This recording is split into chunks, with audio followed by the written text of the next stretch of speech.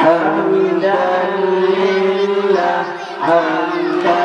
لله لا إله إلا الله حمدا له حمدا له يا رسول الله يا رسول الله لا إله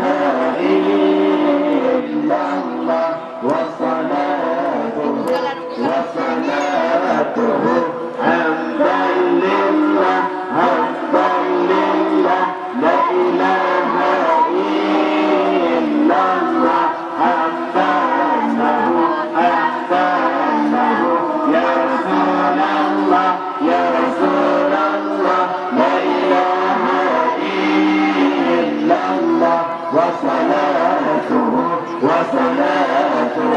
نبي محمد أنا عبد الله لا إله إلا الله لهدي مكة لهدي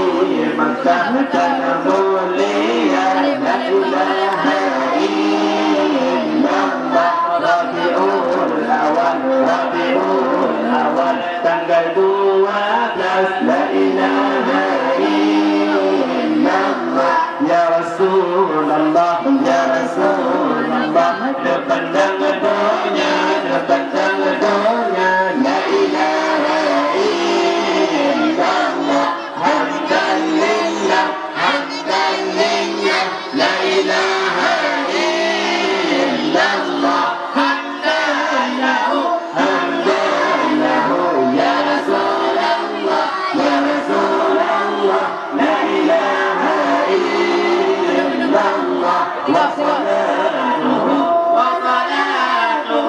jiwata hampir lahir junjungan la ilaha illallah dan kejadian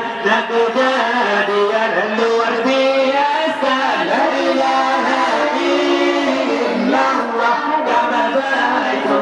kama baitullah jadi rebutan la ilaha illallah bila di